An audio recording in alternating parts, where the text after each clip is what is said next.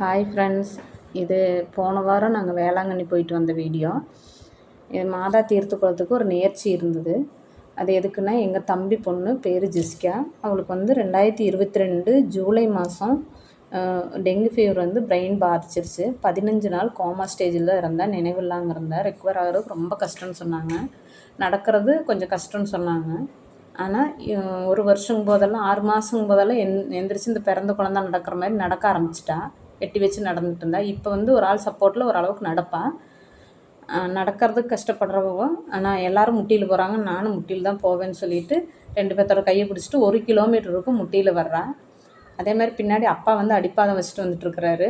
அப்பாவும் தங்கச்சியும் ஒரு மறுப்புக்கு புளியம்பட்டி போயிட்டு வரும்போது பெரிய ஒரு ஆக்சிடெண்ட் ஆயிடுச்சு.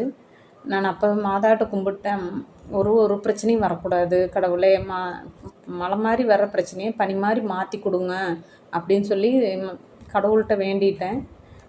போய் பார்த்தப்ப அப்பாவுக்கு முட்டி தனியாக கண் இருந்தது. நடக்கிறது கொஞ்சம் சிரமம்னாங்க. வயசான காலத்தில் நடக்காமல் இருந்தாங்கன்னா ரொம்ப கஷ்டப்படுவாங்களே. நல்ல முறைக்கு நடக்கணும்னு சொல்லி வேண்டிக்கிட்டோம். அதே மாதிரி இப்போ ஒரு 10-20 நாள்லாம் அப்பா எந்திரிச்சு நடக்காங்க. 6 மாதம் எந்திரிச்சு நடக்கக்கூடாதுன்னு சொன்னாங்க. 10-20 நாள் நடந்துட்டாங்க. அதே மாதிரி தங்கச்சிக்கு எந்த பிரச்சனையும் இருக்கக்கூடாது. 2 குழந்தைங்க, 2 பெண் குழந்தைங்க இருக்கிறாங்க.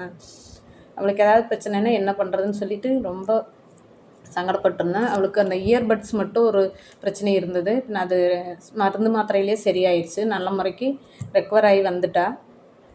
ரொம்ப நன்றி சொல்லணும். இது எதுக்கு சொல்கிறேன்னா, வழிபாடுங்கிறது அவங்கவுங்களோட தனிப்பட்ட விஷயம்.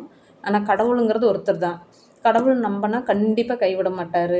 கஷ்டத்தை கொடுத்தாலும் அதுக்கு மீண்டு வர்றதுக்கு உண்டான ஆசீர்வாதத்தை கொடுப்பாரு.